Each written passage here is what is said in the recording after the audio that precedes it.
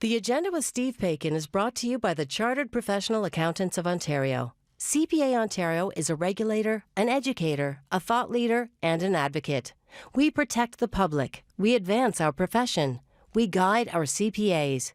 We are CPA Ontario. And by viewers like you. Thank you. If a week is a long time in politics, what's the COVID-19 pandemic?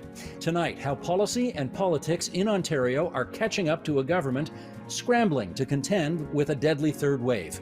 Then, Nam Kiwanuka finds out what a recent review of police practices in the provincial capital learned about why they missed a serial killer for nearly a decade. It's Monday, May the 3rd, and that's all next on The Agenda.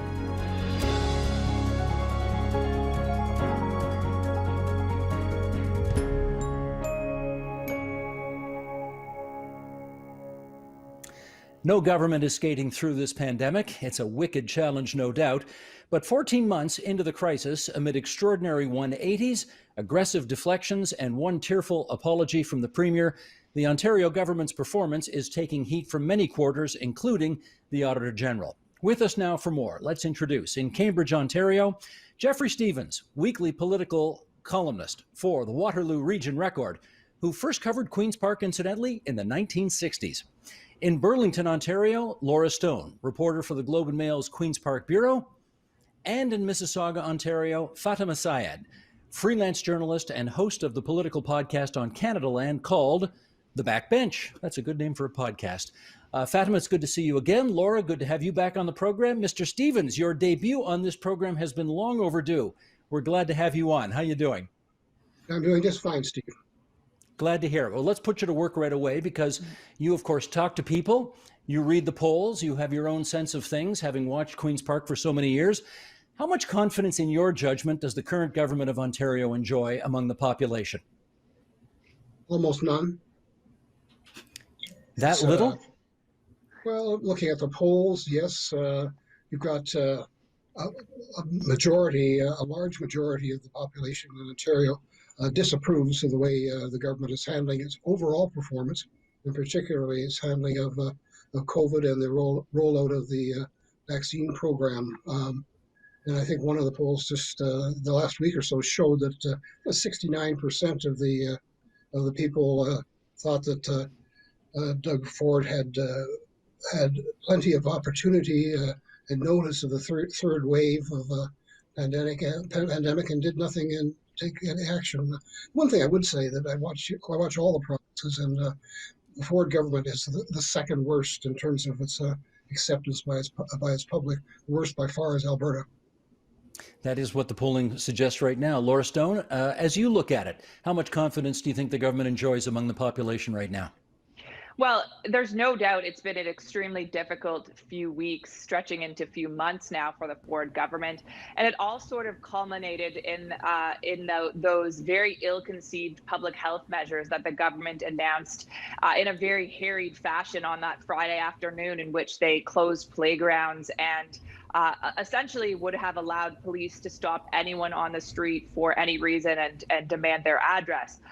Obviously, the repudiation of those measures was extremely swift, starting with the police forces, but all sorts of different groups, including civil liberties associations and those representing racialized Canadians. I think that was sort of when the tide really turned. Of course, there's been controversy throughout this pandemic, and there's been ups and downs with the government. I think the last time I was on this show, we were talking about lockdowns and people growing increasingly tired of them, including the Conservative base. And we know that there are many Conservatives who are very dissatisfied with the way that the Ford government has approached this, but sort of from the opposite perspective of many people in the public who feel that the government should have acted sooner and stronger when it came to lockdowns. But how much lasting damage has been done? I mean, clearly it's been challenging, but we also have to remember that the election is not this June, it's next June.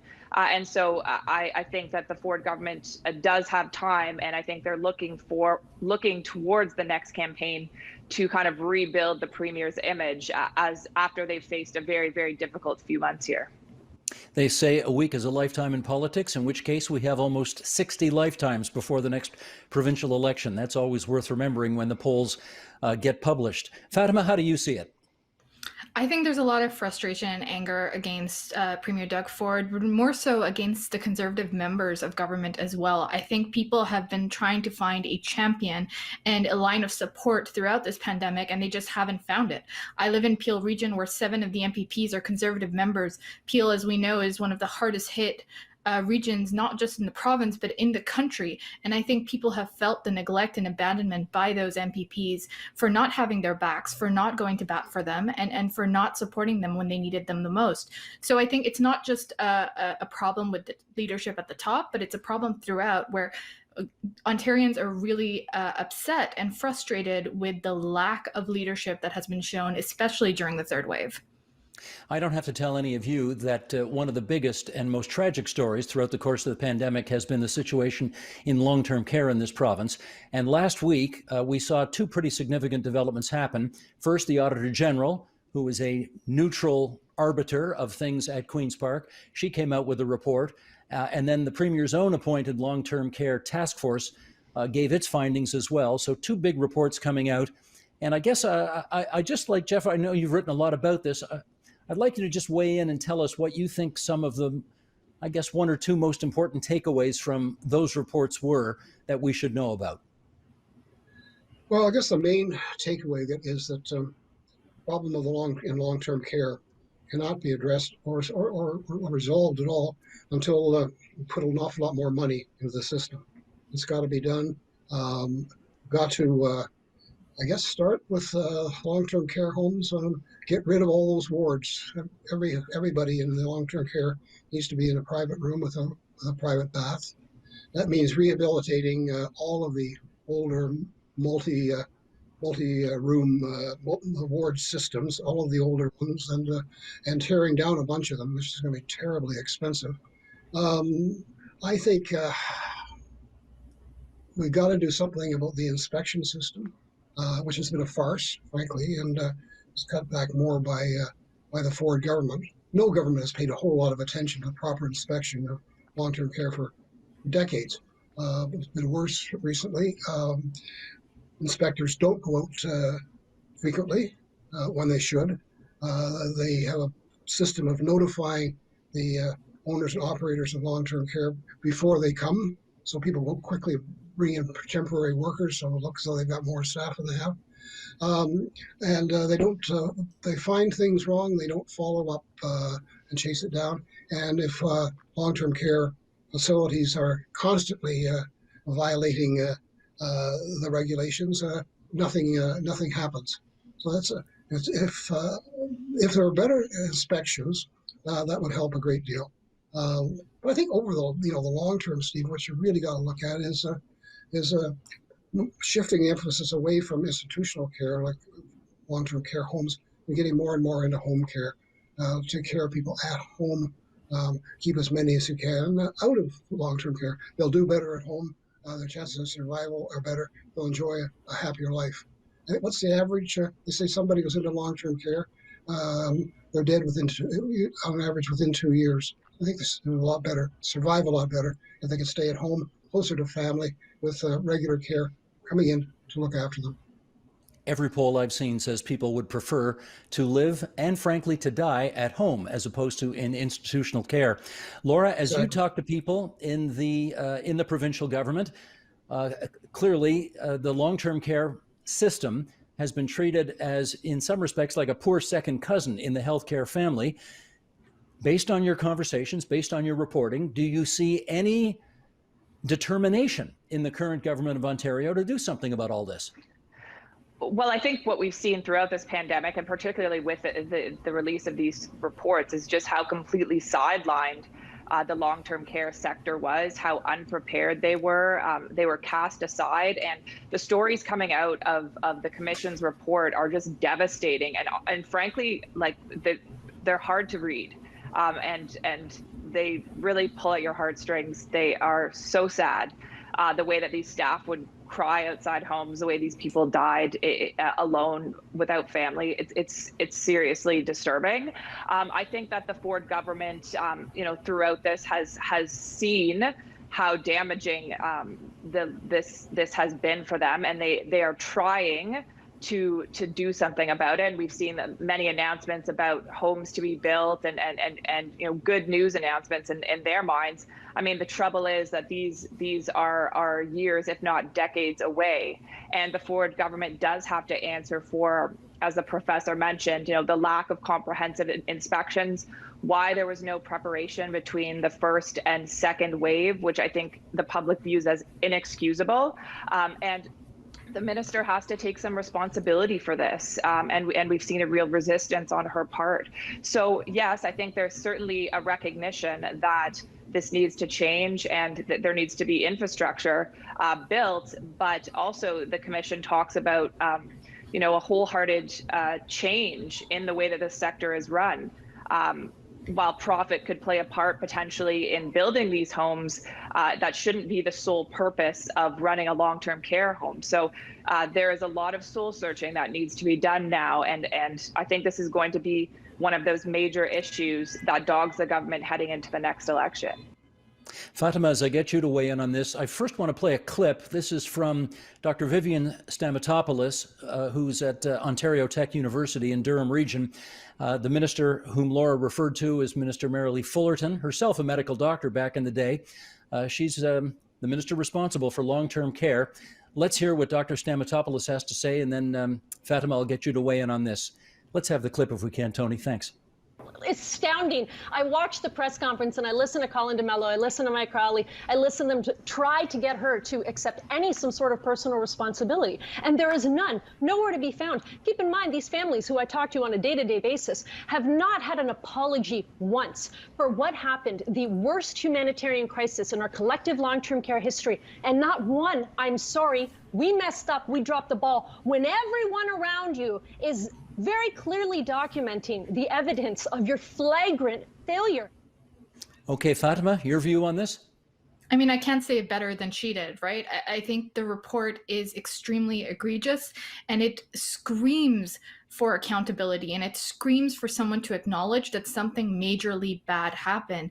The story that sticks out to me from that report is the story of elderly people dying because they were dehydrated, that they didn't even get a chance to get some water. And when you hear stories like that, you want to know why that happened and why they were in a position for that to happen. And I think people are extremely angry that the Minister of Long-Term Care did not own any accountability, not even a broad apology of any kind. And, we've been hearing about long-term carers for decades, if not longer. The problems have persisted over many, many years. They've only just manifested in the worst possible way during the pandemic.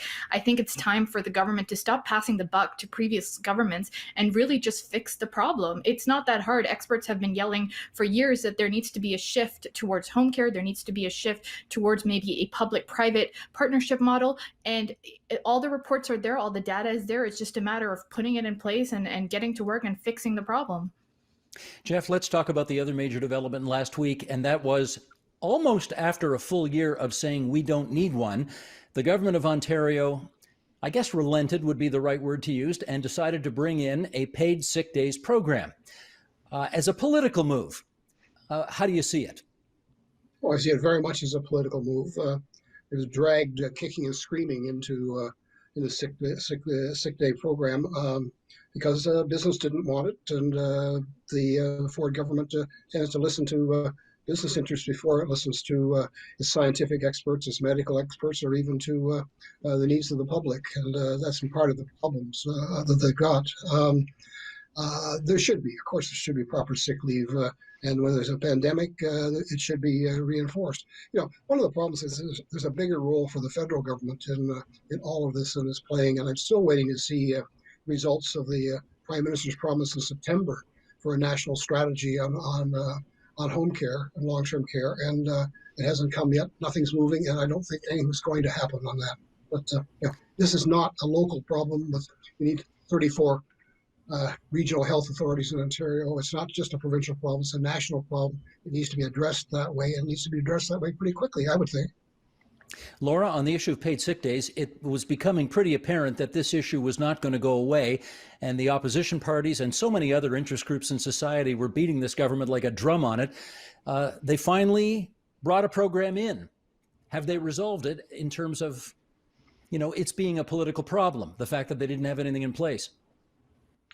I don't think they've resolved it. I think that if they had done this a year ago, they would have gotten a lot more credit than they're getting now. I mean, it's pretty laughable, quite frankly, to come in a year into the pandemic. And as I had pointed out to the minister in the press conference, pat yourself on the back for doing something about this. So, the government did relent. They did make a major U-turn here.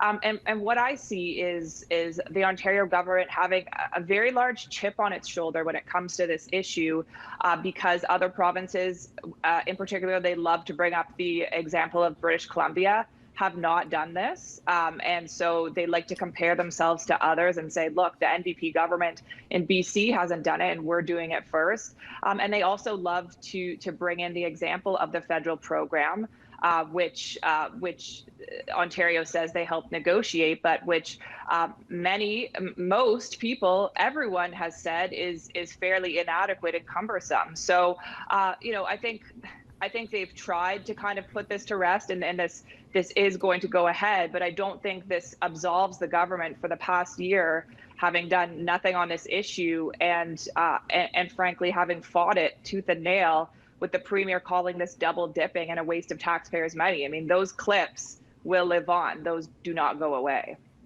Fatima, I need something explained to me here, though, and that is the government is now promising, as a result of its volte-face of a week ago, or last week, 3 paid sick days. That's the plan. The science table and the health advisory table, these are the chief advisors that Premier Ford says he talks to. They've been advocating 10 paid sick days. If the government says we are listening to the scientists and we are taking the advice of the scientists, but they're bringing in a program of 3 days and not 10, how do they square that circle? Well, they can't, because they're clearly not listening to the scientists and the doctors. If they had been reading any of the reports, they would have seen that a robust paid sick leave can help reduce COVID cases significantly. There was a study in the US that showed a good paid sick leave program can reduce coronavirus cases by 50%.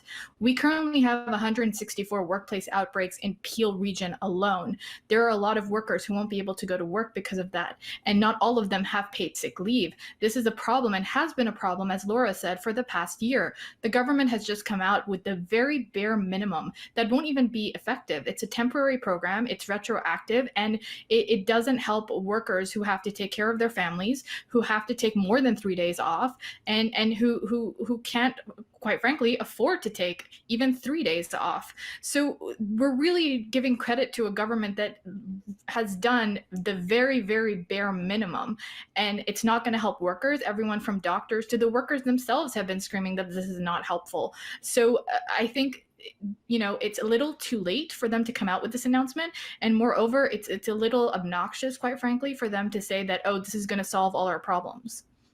Jeff, if he's not taking the science table's advice, which he clearly didn't on this, whose advice is the Premier taking on this issue?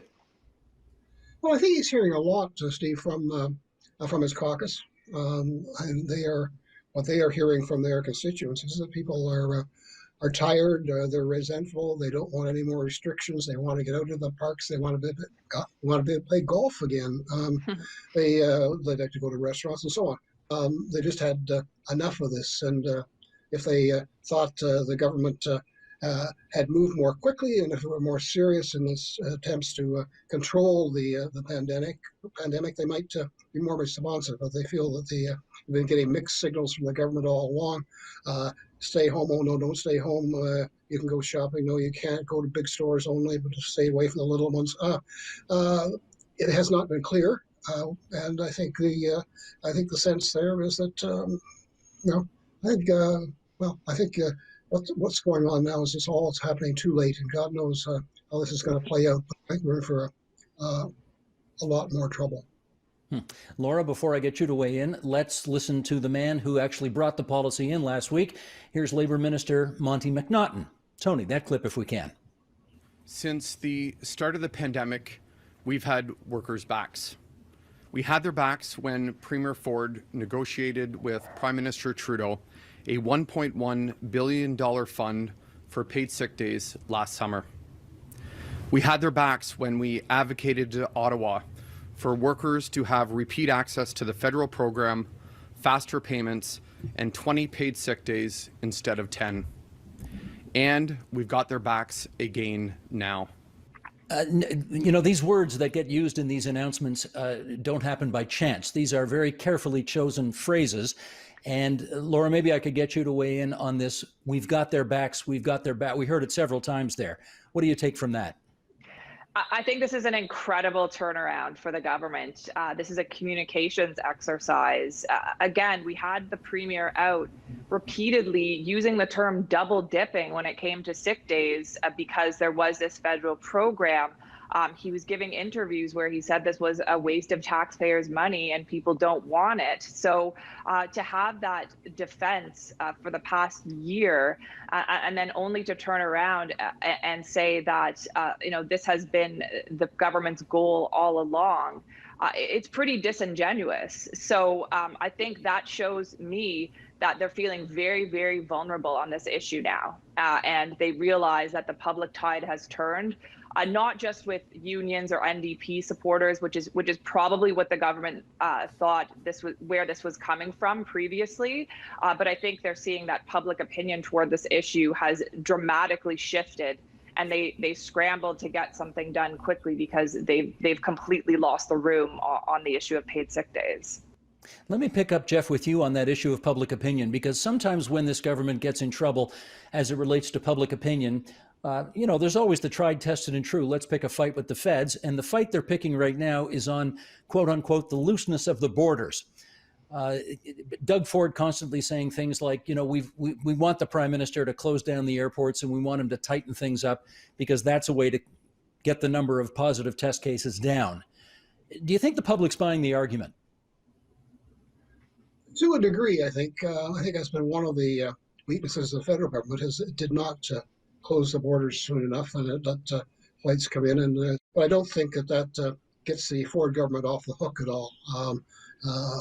As you say, I mean, it's what happens when a provincial government gets in trouble. It attacks the federal government, and that works to a point. I don't think it's going to work now. I think the problem now is the public mood has set in, and it's going to be very hard to change that. If they got rid of Doug Ford and had a new leader, could they pull it out? Maybe. I don't know. Well, let's hold off on that. We may come back to that issue later. But Fatima, again, on this issue of the feds versus the province, the provincial government has said a couple of things in particular. Don't blame us. We have inadequate supply of vaccines. Don't blame us. The federal government refuses to tighten the borders adequately. Do you think those arguments have any currency with the people of Ontario right now?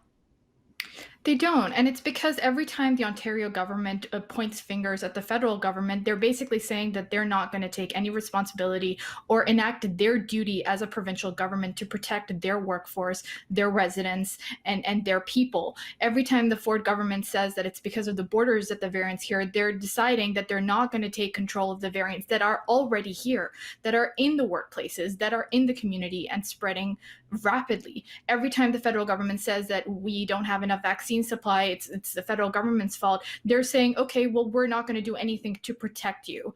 That's the message that Ontarians are getting. And that is a dangerous message for the Ford government politically because it just builds anger against them. But it's also a dangerous message because it leaves a huge community of people unprotected. And unfortunately, the people who are suffering the most are the workers who are largely racialized. They are the immigrant communities who are facing the brunt of the Ford government's language against borders. They are the low-income neighborhoods that are being left to fend for themselves with no provincial policies. Let's get into some exploration here now about, boy, this is one of these, great agenda, let's look at this from 30,000 feet in the sky questions, but it's fascinating to me. I want to know what it means to be a conservative today. Because, every government in the country, doesn't matter if you're a liberal, conservative, New Democrat, or what, everyone's in favor of massive spending in order to protect the population from the ravages of COVID-19. Deficits be damned, spend what it takes in order to fight this. under traditional circumstances, Laura, the Conservatives don't believe in spending whatever it takes at any time, to hell with deficits, to tackle problems. So what does it actually mean to be a Conservative in Ontario and or Canada today? I don't know that I can answer that question in the time that we have, but I think it has been pretty incredible to watch. Even if you compare Alberta and Ontario, and Jason Kenney throughout this has really resisted restrictions. We've seen his caucus push back very publicly against the idea of lockdowns. And it's incredible to me that they all kind of end up in the same place. I mean, Alberta, where cases are skyrocketing now, Jason Kenney's musing about a curfew. We have some pretty severe restrictions, at least regionally. They haven't done the province-wide restrictions that Ontario has done. And it just seems like, the public appetite for this in Canada is not to be wide open like Florida, even though there are many Conservatives that would have preferred that, I'm sure, or that maybe probably took a trip down south and stayed there for a few months throughout the toughest times. So I think there's a recognition that this is a public health emergency, and even if Conservatives don't like what they're seeing spending wise, I think they understand that the majority of the public wants this, and they want restrictions because they believe COVID-19 is serious and they want the government to be leading on it. So I'm sure there are a lot of them who are biting their tongues and waiting for this to be over, like all of us are, and very critical of the Liberals on vaccine procurement, for instance. And that's where they're targeting their anger and angst, because they want this to end as quickly as possible. And they're looking forward to the next few months as the pandemic recovers in the fall or winter, to returning to kind of those conservative ideals of restraint. So it will be interesting to see the turnaround in this as the pandemic hopefully ends, or significantly improved by the fall. Indeed. Jeff, you got a thought about what it means to be a Conservative in Canada today? Certainly not what it once meant. Of course, given the pandemic, the Conservatives have not had a whole lot of choice except to go along with the need to basically try to spend. Governments have to spend their way out of this whole crisis by providing income support to workers, to businesses, and to do whatever you have to do to get the supplies that are required, and the vaccinations program, and so on. And it's going to cost, I think, even the Conservatives will realize that we've got to do some more in the future, including making sure that Canada has the ability to produce its own serums and for future pandemics. All governments have taken responsibility, or have not taken it, but should take responsibility for the fact that we don't have any manufacturing facilities in this country anymore since they got rid of the Connaught labs. Decades of neglect on all parts, and I think Conservatives are now recognizing that. The problem is that it's not very fashionable right now to be a Conservative. I think that Mr. Ford and Mr. Kenney together have damaged the brand, and it's going to take a while for that to come back. In which case, let's come full circle here and follow up on the rather mischievous suggestion that Jeff made a little while earlier, which was, and Fatima, I'll go to you first on this. Are you hearing any serious rumblings, either in cabinet or from the backbench, from those who believe that the only way for the Conservatives to win the next election is to replace the Premier? We know that's something that both opposition leaders, all three opposition leaders, frankly, have asked for. Any serious rumblings that you're hearing? I personally haven't. I know there was some chatter a little while ago, especially in the lead up to the Premier's apology a few weeks ago, when he, apologized for closing playgrounds and, enhancing police powers to the point of allowing carding. But I think the bigger question is, can this government continue till the end of the pandemic with Premier Ford at the helm? A lot of mistakes have been made, and no accountability has been taken. So the question moving forward for the Ontario Conservative cabinet, that is do they have the right leader in place to carry both the province and the government to the end of the pandemic? And at this point, I'm not sure if they can answer that with an assertive yes. Well, Laura, Fatima says no accountability has been taken. I've heard the Premier on numerous occasions say the buck stops with me. I take responsibility for government policy. He, like every Premier in this country, has made some mistakes. He also had a tearful apology, I guess, just last week about his role in all of this. Are you hearing any genuinely serious complaints from the backbench that suggest that the Premier could lose his job over this? I think there's certainly dissatisfaction in Conservative circles over how this has been handled, but the dissatisfaction is sort of disparate. It's either, there's been too many lockdowns, or Cabinet made the wrong decisions, they panicked. I don't think it's clear. I don't think there's a clear narrative over why people are upset. Certainly the Premier looks weaker now than he has since at least the first year in his government, which was extremely rocky. But I think you also have to remember that the Premier Ford is not a partisan Conservative. He doesn't have roots in the party in the same way that some of the other members of Cabinet do. He's kind of one of those outsiders who came in, although he obviously has a family history in the party. He brought all these kind of different sides into the party. It's not just Conservative voters who supported him. So, I can't say whether there's anything serious going on, but I think that there's probably a recognition that he's the one that brought them here to this majority government. And this is still a majority government. And unless there's other very serious missteps post-pandemic, I would be surprised if Premier Ford was replaced, but I've been surprised before. So, as we all have. Jeff, last 30 seconds to you on this question. Answering what?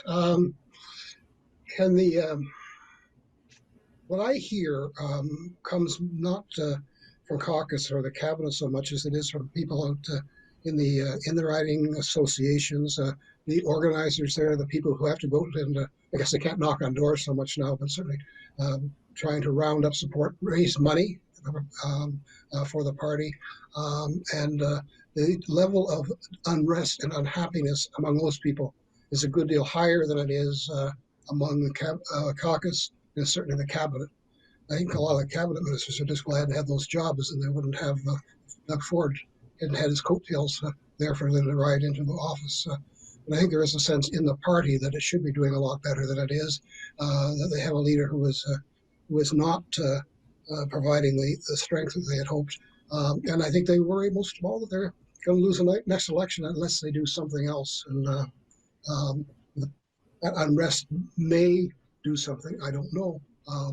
My guess is probably between now and a year from now, there'll be a fairly serious attempt somewhere along the line to get rid of the leader and replace him. The three words we should never use in journalism. Time will tell. Thanks to Jeffrey Stevens, Laura Stone, and Fatima Syed for joining us on the agenda tonight. Be well, everybody. Thank you. Thank you, Steve. Thanks, Steve.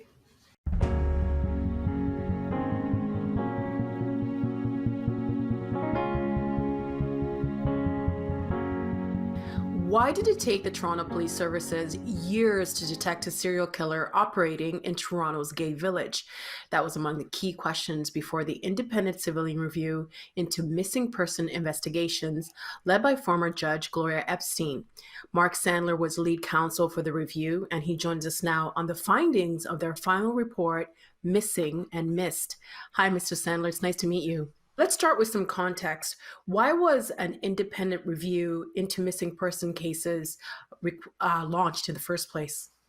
Well, the community had very deep concerns about how a number of these high-profile missing persons cases had been conducted. Most prominent amongst them, the investigations into those who ultimately turned out to be the victims of Bruce McArthur.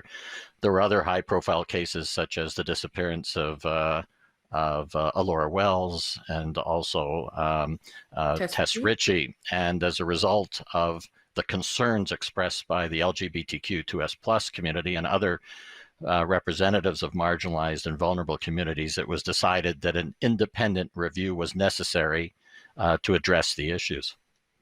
So before, how were missing persons cases typically investigated? Well, what Judge Epstein found was that low priority was given to the cases in many, many instances. There were exceptions, cases of young children going missing where Amber Alerts were issued and the like. But other than the very, very obvious cases, generally speaking, very low priority was given to these cases. And that was deeply unfortunate for a variety of reasons. One of the reasons was that people who go missing are at risk of harm, as we know from these particular cases. And secondly, that those who go missing disproportionately come from marginalized and vulnerable communities. So you're dealing with a situation where the relationship between the Toronto Police and those communities is already frayed based upon a legacy of mistrust. And then you have these cases not being given the priority they deserve. And I think for anybody, if your loved one goes missing and then you find out that the police deemed that low priority, because obviously for you, that's not a low priority. And that just makes it even worse. Like you mentioned with the trust, that gap just goes bigger, right? Well, that's exactly right. So several things that you take from that. The first is that when you see that your loved one has gone missing, you report it, and you're told, for example, that a lead investigator is not going to be assigned for several days, that no press release is issued in relation to the case for several days, and that the investigative leads that you might expect are not being pursued, then the unfortunate message that conveys is that the police don't care about your loved ones. And again, that exacerbates this mistrust that already exists amongst many members of the vulnerable and marginalized communities. You mentioned Bruce MacArthur, and I mentioned that in the opening. What mistakes were made in this case? Well, if one goes through the history of the investigations that related to Bruce MacArthur, you start with Mr. Navaratnam, who went missing in 2010. And his case was investigated, but it wasn't given any sort of priority. And what that meant is no proper risk assessment was done. The red flags that suggested that he was potentially the victim of foul play were not identified properly. His computer, even though it was taken, was never searched forensically for clues. And we know from later information that there were lots of clues that were contained in the computer, so that we saw low priority, low attention given to it. The case was handed from investigator to investigator, and many of the interviews that should have been done in the case were never done. It's also mentioned then, in the... Sorry. What I was going to say is, and that was just the start. And then Mr. Feisey goes missing, also from the gay village. His case was investigated by Peel, which did a better job at investigating his case. But when Peel saw the connection that potentially existed between Mr. Feisey's disappearance and Mr. Navaratnam's disappearance, Peel reached out to Toronto Police, but Peel was ignored. And as a result, the Toronto Police lost an important opportunity to see the links between these cases as early as 2010 and 2011. Then Mr. Cayenne goes missing, also from the gay village. So now you've got three men of color who are gay or bisexual who have gone missing from the gay village. And the investigator in Mr. Cayenne's case was unaware of the other two cases. So he was operating within this siloed environment so that no connections were being made, or even potential connections being made at that point in time. So at the early stages, when three of these men went missing, there were a number of deficiencies in how they were being conducted. And Judge Epstein found that those deficiencies were explained by not only low priority generally to cases, but the fact that these were men from marginalized and vulnerable communities, and less attention was being given to their cases. Well, that is mentioned in the report. That is mentioned in the report. And, you know, when you're saying, if people are listening to this and they're hearing when these three men had been missing, if the connections were made, all those other lives lost, all those other men that were killed could have been prevented. And in the report, it does mention that there was a perception from some in the LGBTQ plus community that because some of these victims weren't white, the police wasn't interested. Is that a fair conclusion to come to? Well, it's a fair conclusion to come to that systemic discrimination explained a number of the inadequacies in these investigations. And systemic discrimination relates to a service's culture, its practices, its systems in place. And so you look at it and you don't ask yourself whether anybody intends to discriminate against marginalized or vulnerable people, but you ask yourself, are you set up for failure? Do your systems create an environment where these communities are disadvantaged? And Judge Epstein found that that's precisely what transpired here. And it wasn't just a situation that Mr. Kinsman, whose investigation was dealt with in a very different way, was white, and the others who were reported missing were not. It really had to do with who had the voice to make themselves heard.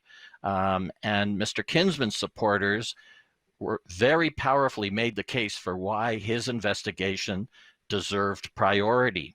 And there was a lot of pressure that they put on the police, appropriately so. And there was also at that point internal pressure from some officers within the police service to say, we've got a very significant problem here and we haven't given it the attention it deserves. So what she finds is that systemic discrimination does explain part of what went wrong here, because the quality of an investigation should not depend on whose voice is the loudest and marginalized, right? And to build on to what you're just saying, the report did say proper missing persons investigation should not depend on whose voices are the loudest or most empowered in sounding the alarm. Why was it important to include that? Well, it was important to include that because if the systems that are in place allow differential treatment based upon who you are, then the system is fundamentally unfair. And you have to start with an understanding of the legacy of distrust that currently exists. Many members of marginalized and vulnerable communities have been the victims of over-policing and under-servicing. And so what the Toronto service has to do is ensure that that is not perpetuated going forward. So missing persons is just an example of situations in which marginalized and vulnerable community members were receiving differential treatment, not merely in the quality of the investigations, but also in the extent to which communities were allowed to be involved in these investigations, were asked to contribute to them, knew about them.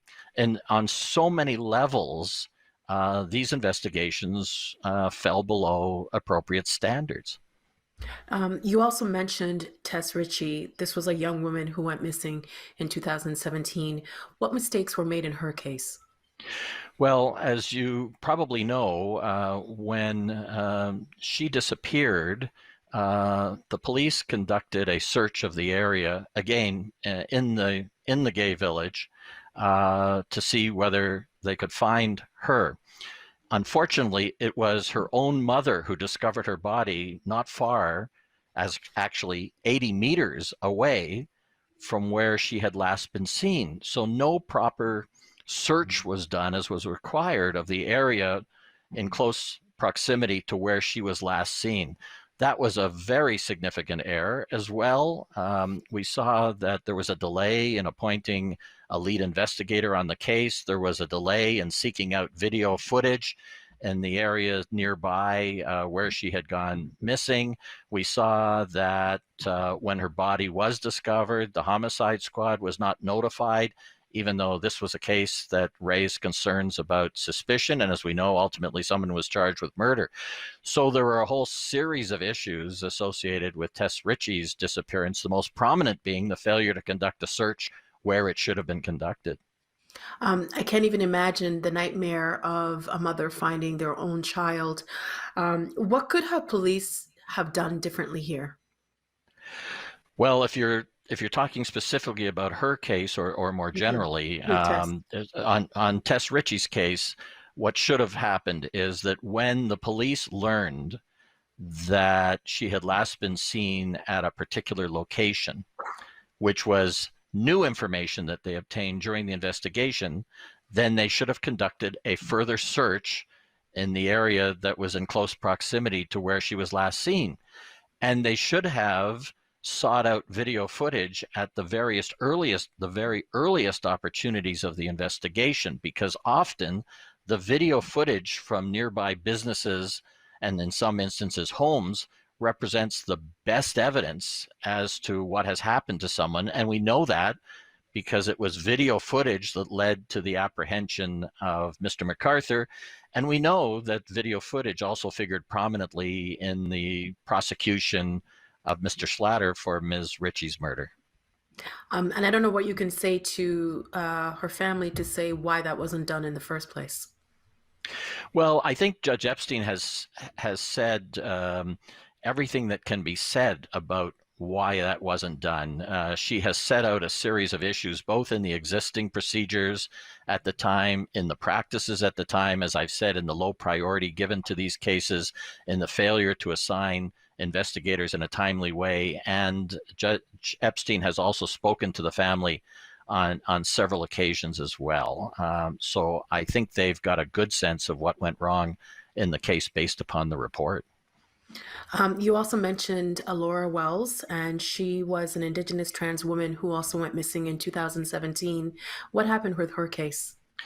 Well, her case might be a microcosm of the systemic failures that we saw across the board. And by that, I mean this. Her unidentified remains were discovered in the Rosedale Valley Ravine. And an officer was assigned, again, several days after the fact, to determine what had happened to this person, as yet unidentified. And it was pretty obvious, based upon the information that was available to the police, that this person was a trans woman, someone with Indigenous heritage, potentially someone who had been involved as a sex worker and involved in drug use. And we knew that from both the forensic evidence that had been collected at the scene and from the examination of her remains. But what happened was that police took months to figure out that this was Elora Wells. And one of the reasons that that happened was that the officer, although well-meaning, was unaware of the resources available in the community to assist in identifying this woman. And when you think about it, here's a trans woman with Indigenous background who may be involved in sex trade and also in drug use. It wasn't a difficult connection for the community in the know to make if anybody had reached out to the community with this information. But no press release was issued in a timely way. The community resources and organizations were never drawn upon to provide information. And when I say this is a microcosm of what we saw across the board, we saw the underutilizing of community to assist in solving the disappearances of people from marginalized and vulnerable communities. This is a theme of Judge Epstein's report. So that was one of the issues. The second issue was that when Elora Wells' father did report his daughter missing, initially a missing persons report was not even taken. And he regarded that as a reflection of the fact that she was being treated as if she was a nobody. In other words, that her marginalization and vulnerability, which is not the way he would express it, was being manifested in the way his missing persons report was being evaluated by the police. And the third, when he contacted the chief coroner's office, as did the police, to be told that there's nobody who meets the description of his daughter who is sitting in the morgue, that was just misinformation. And so that represented another systemic failure, the failure to connect unidentified remains that are sitting in the morgue with reports of those who have gone missing. And then superimposed on all of that, if that's not enough, is that because she came from the trans community, Judge Epstein dealt with the particular vulnerabilities of that community and the particularly frayed relationship that exists between the trans community and the Toronto police. So we had a lot to talk about in relation to her case. And again, that what you said a few times is the trust. Is there, I read that Judge Epstein said that this going through these cases really impacted her. How did it impact her? Well, she met so many members of the community. Our attitude was anyone who wants to meet with us, we were going to meet with. And we fulfilled that pledge. Nobody was turned down. And we met with them in their own safe and supportive environments rather than bringing them to an office, a lawyer's office. And it really moved Judge Epstein, as it did me, to hear their stories and lived experiences in dealing with the Toronto police, in dealing with the disappearances of their loved ones, and even those who did not have persons missing from their families, also described the way in which the police interact with them. And it was just so obvious that so much work has yet to be done to repair that relationship. So Judge Epstein said in her press conference that she wished she had met all of these people before she served as a judge for 25 years rather than after, because she thinks it would have made her a better judge. And she was a pretty good judge indeed. So that's something. Well, the Toronto Police Services has pledged to make changes, and there are 151 recommendations in this report. If you had to identify the most significant recommendations, what would they be? So before I answer that, I should just say that we were encouraged by the fact that Chief Raymer, as well as the chair of the Toronto, the interim chief, as well as the chair of the Toronto Police Services Board, committed themselves to implementing all 151 recommendations. That was an important thing to say. And of course, it has to come with measurable outcomes and timelines that we've identified in the report, but that was a good start. If I had to identify the most important recommendations out of the 151, not an easy task, I think I would identify the model that Judge Epstein proposes for missing persons investigations going forward. And the model would make Toronto a leader globally in how missing person investigations are conducted. And what it contemplates is robust triaging of these cases, because so many of them don't involve criminal law issues, but involve social issues. So the goal is to ensure that these cases are responded to in an appropriate way. In many instances, that will mean that the response should come from public health, social service agencies, community agencies, not-for-profits. In some instances, it should come from the Toronto Police, especially in situations where foul play is suspected or the person is at risk of harm while out in the community, and some through a combination of police working in partnership with community and these agencies. So what the report advocates for is a midterm and a long-term model that robustly triages these cases, moves a number of them into non-policing responses, engages preventative strategies so that people don't feel that they have to leave their environments in some circumstances, so that you address their social issues. And it also involves the introduction of far more civilians involved in the process rather than sworn uniform officers. That's probably the most significant out of the many recommendations that have been made. We've also tried to build a model so that policing will be regarded as a profession, which means education and training that focuses not just on the technical requirements for officers, but on cultural humility, on judgment, on building relations, on exercising good judgment. In other words, the things that are sometimes thought of as secondary, but are really critical if police are going to be involved in this holistic approach to community safety and well-being. How do you do that, though? Well, you do it in a variety of ways. There are some exciting initiatives that exist, and in fairness, the Toronto Police have introduced some initiatives in this area already to reimagine how officers are trained and educated. It involves greater use of neighborhood liaison officers, which is a program that is successful within the Toronto Police Service. It involves greater use of liaison officers within the service and in all divisions in order to build relationships with the community and make it the responsibility of every officer to build relations with marginalized and vulnerable communities.